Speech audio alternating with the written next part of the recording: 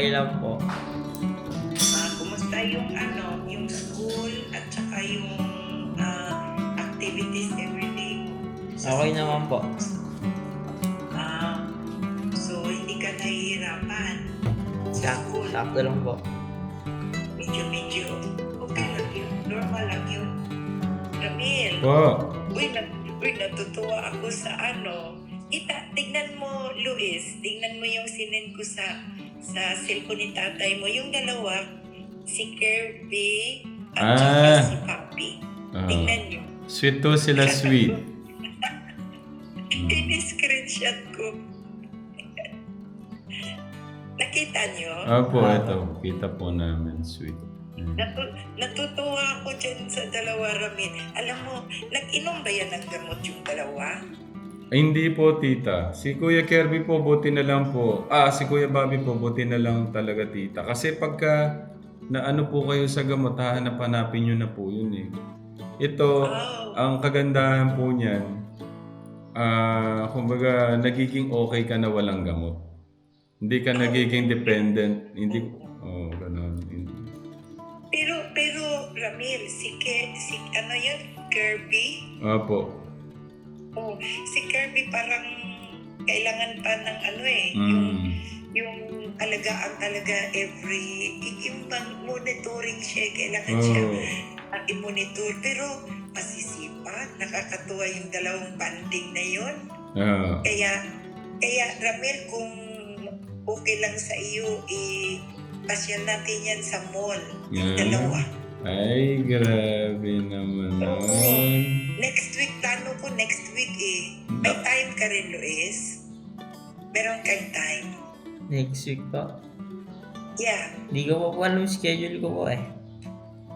Sa school po. Kasi ang iniisip ko lang, kasi ikaw, si tatay mo, at saka yung dalawang mag-best friend na yan, magiging best friend na yan. Natuwa ako, Ramil, kasi sabi mo, ibabaon na buhay. Ibabaon daw po nakaupo.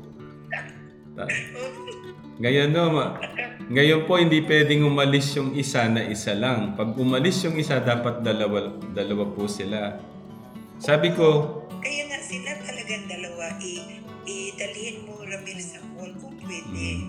Kaso tita, yung pagiging kaibigan nila, nagkakaroon ng si Kuya Kirby po, natuturuan niya si Kuya Bobby manigorilyo ulit. Sabi ko, Kuya Kirby, wag mo nang tuturuan si Kuya Bobby kasi nagle-less na yan ng sigarilyo. Nagsisigarilyo pala yan si Kirby. Pagka may pera. Ang maganda doon, Ramil, yung bang masama yung magsinungaling, no? Pero kailangan na i-trick sila na hindi healthy ba? Hindi healthy yung takutin ba? Takutin silang dalawa na pag nagsigarilyo pa kayo, liliit ang nang hindi hahaba ang buhay pa. Oo, yung mga ganun, para matatakot. Kasi may tunog yung ubo ko. Ramil, parang mga bata din yung mga isip niya ni parang... Kausap namin si Tita Evangeline. Si Tito Poren po parating. Oo. Ayan po siya. One day, pag kausapin ko rin si Brother Poren. Tito po. Ayan po, dinig na po kayo. Ayan po siya. Hello, Brad. Tito Poren po. Hindi ako nagpakita kasi nasa trabaho ako. Gusto ka ba makita ka ni Tito? Yung ate dyan, si Pag, Diyan ako bibili sobra sa'yo yung ng to. bigas, Bradham. Opo, ano pa ang kapatid mo? Tita Ate Julie. Si Julie, ang sipag para lalaki. Si Julian. Oo, si Julian talagang masipag.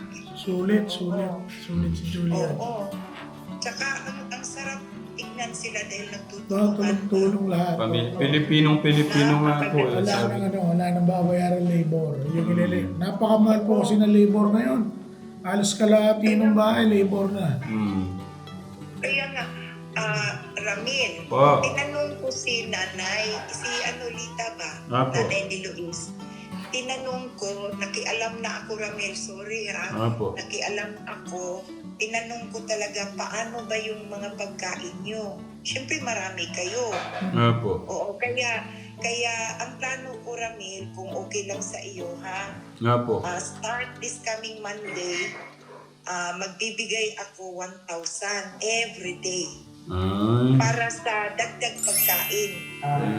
Thank you, tita. Allowance. Kasi, Ah. oo, di ba, magbigay ako ng $100, hindi dollar kasi piso ang tinatanggap nyo eh. 5,000 a week. Bali sa pagkain yan.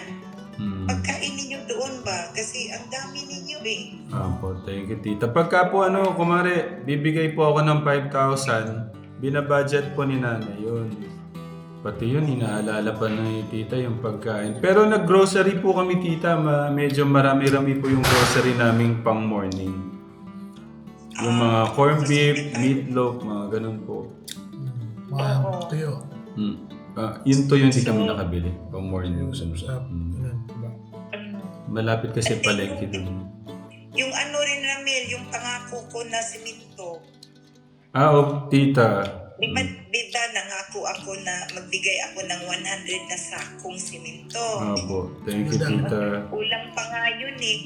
Kulang pa yun. Mahal na simento ngayon. Buti nga doon wala man 200 eh. Gano'n. 195 o mga ganun. Dito sa atin, alam mo, parang Mas mura doon. Kasi siya, nagbigay ng discount yung boss Nagbigay ng nila. discount. Oo. Sabi nga ni Lita, nakialam talaga ako, Ramil. Sorry talaga, Ramil ha. Oo, Okay lang, kasi tita. Thank you po. walang tanong kausap eh. Oo. Nakialam lang ako, nagtanong lang kung anong takbo, yung ganun ba. So, ngayon Ramil, after nating mag-usap, mag-send ako sa iyo ng pera. And then, Thank you, yung tita. isama ko na yung 5,000 na para from Monday to Friday. Bahala ka na. Kung nag-grocery ka na, so enough yun. Bahala ka. Opo. Basta yun ang magiging obligasyon ko until matapos yung bahay nila ni Luis. Ay, grabe naman noon. Oo. Every day yun. Thank you, Basta tita. 5,000 ang 1 week doon. Kasi binibilang ko lang 1,000 a day. If 5 days kayong nagtatrabaho dyan di ba? Ay, hindi ka pala. Ay, 6 days po. Kasi ikaw yung nagbabantay sa daw. Natuwa talaga ako dyan kay Kirby. Kirby at saka Bobby. Matutuwa po kayo sa mga susunod na vlog, tita. Si Kuya Robert, parang kung titignan niyo po siya, parang hindi po siya galing sa pagkatali. Sino yung Robert? Ay, oo. Grabe niya ang kumilos. Dadalhin mo rin? Kasama na po namin siya, tita, nung tong nakaraang linggo. Di kung ganon silang tatlo ang dalhin mo sa mall, ipasyal mo lang sila.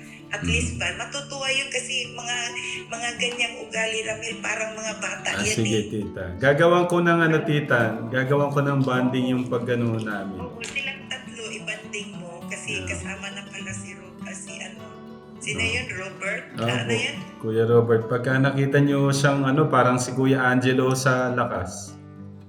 Oo. Kakatuwa yung mga alaga mo, Ramil. Natutuwa, nagugulat nga po sila eh. Nandyan ka pa ba, Brad? Opo, nandito po. Dito po rin para tita. Nandito po. Brad, Nagiginig po. tatawagan kita, Brad, kasi gusto kitang kausapin about sa yung bigasan. Sige po. Hindi naman talaga, hindi yung bigas lang. Bigas lang ba ang meron ka? Opo, tita. Bigas. Pagkatapos pa lang naman yan ng bahay, Ramil, no? Opo. Hindi pa naman magtayo ng tindahan. Para sabay na yung di ba magpa-blessing sa bahay? Opo, tita. Pag-blessing lang sa bahay, isabay na yung tindahan. Opo, God's tita. willing, sabay-sabay. May nakita ako, Ramil, na bakanting lupa sa tapat. Ano yun? Ibibinta yun? Hindi ko po alam. Yun sa pinakaharap po nila, tita? Yeah, may Hindi. bakante doon. Opo, tita. Hindi ko po natanong, tita. may-ari sa lupa dyan. Yung pong sa harap, hindi po namin... Bakit to, tita? Baka okay yung maibinta and then pwede naman nating patayuan at saka parinta ba?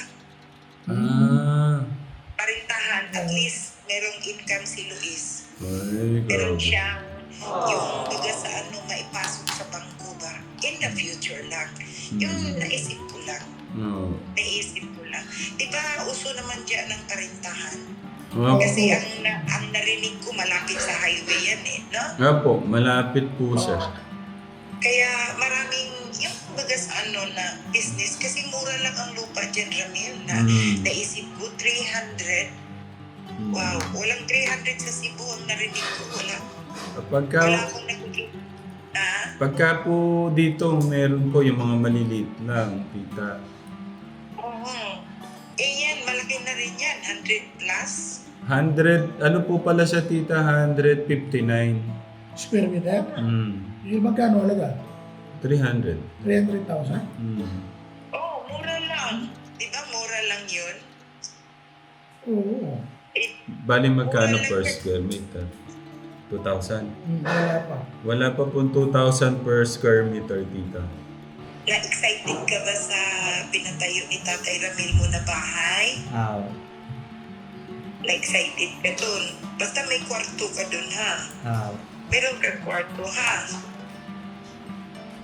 So, doon pansamantala si kuya mo sa kwarto mo habang wala pang second floor ata. Oo. No? So, kumusta naman ang motor mo? Okay naman po. Bakit dalawa yung nakapost na motor mo? Kasama ko po sa church ko isa po. So, yung isa yung purple talaga. Yan ba yung luma mo o bagong motor mo yan? Yun pa rin po yung dati po. Galing na. Pinaganda lang ng masyado. Parang bago. Parang bago yung motor mo. At saka magaling bang nag-ayos si ano ba yun?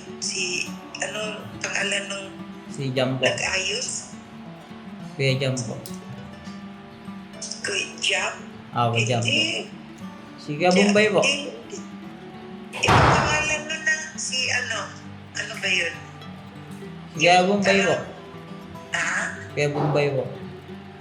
Si Bombay, yes, oo. So siya pa rin ba ang nag-maintenance sa motor mo? Oh, maganda. Ayun.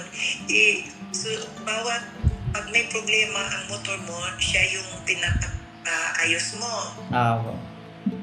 Maigi yun. At least ba, Luis, na isa lang yung mahawak sa motor mo.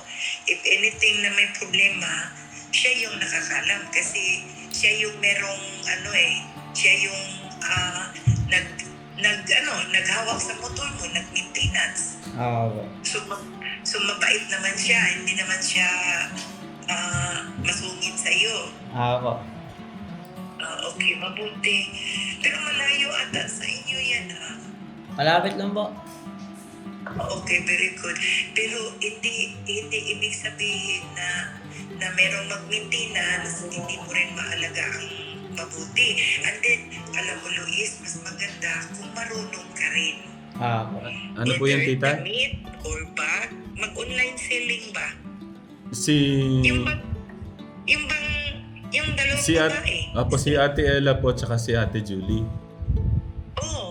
Di ba sila yung mga babae doon na kapatid ni Luis na malalaki na?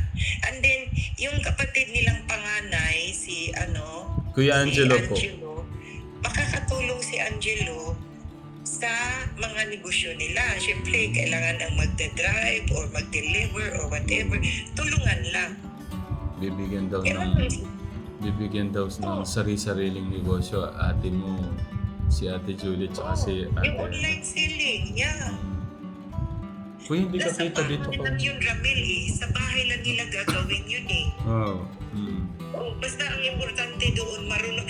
Like, gaya sa yung mga nagbibinta kayo ng mga jewelries noon, alala mo yan? Nga po. Mag-live sila online selling sila ng mga damit or mga bag, yung ganun. Ang importante, magkaroon sila ng mga suki, mga miners, yung mga nagmamine. Kaya mag-start muna ng hindi malaking puhunan. Mag-start ng maliit muna sila. Kasi di ba, no? Babuksan mo yung... Kasi hindi naman yan pilitan eh. Kung may kondisyon sila na meron silang mood, syempre may mga customer na sila. So yung like selling, yung ganon. At saka ang kagandahan po ang kagandahan tita, yung gusto niyong bigyan sila ng negosyo si Ate Julie at saka si Ate Ella. Mabubuksan yung isip nila sa business, Yes. Yun ang gusto kong ihubog sa kanila. Yun ang kasi mahirap yung mag-aasa ka lang tapos mahirap yun, Ramel. Magstay sila na parang doon lang. Yung baga sa hindi ganon. Kailangan mag-angat sila. Magpaangat sila. Diyan po kasi nagsisimula yan, tita pagka hanggang sa na sila, ganito lang pala. Tapos susunod, iba na naman ang idadagdag nila na online selling. Anong natapos ni Julian? Si Ate Julie hindi po nakatapos, hindi po pero nasimulan yung college na kuya, no? Tapos hindi lang na talaga. So, high school graduate siya. Opo. O, so, ibig sabihin, hindi na yan basta-basta... Maloloko po. Hindi na yan basta-basta magsabi, ay, hindi ko alam, ay, wala akong alam. May na siya eh. Hindi siya elementary lang like si Angelo. Yun nga, si Angelo kawawa nga eh. Kahit man lang elementary. Kasi nakausap ko si Ramil, si Angelo. No. Yung hindi sa nakialam ako sa buhay nila, kundi gusto ko lang malaman.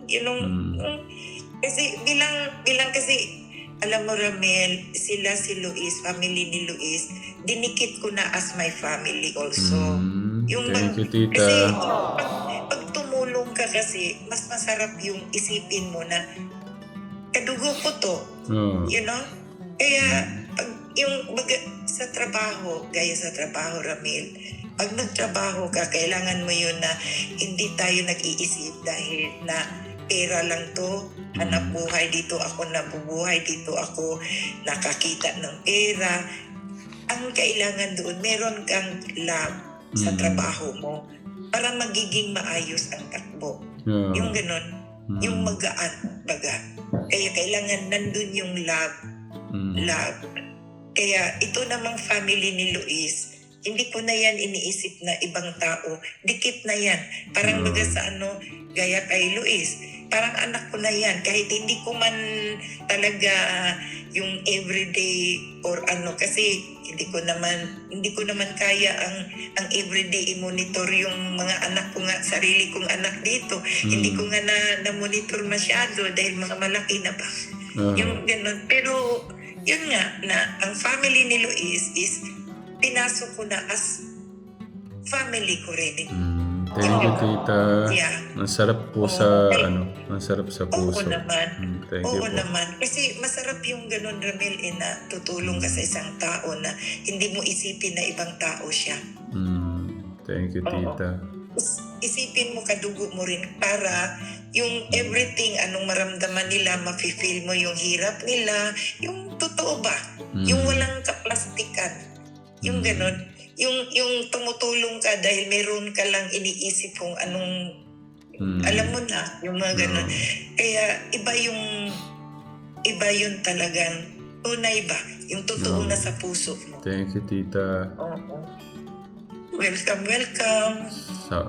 Sobrang love ni Kaya tita. tinanong ko si Angelo, nandun na yon.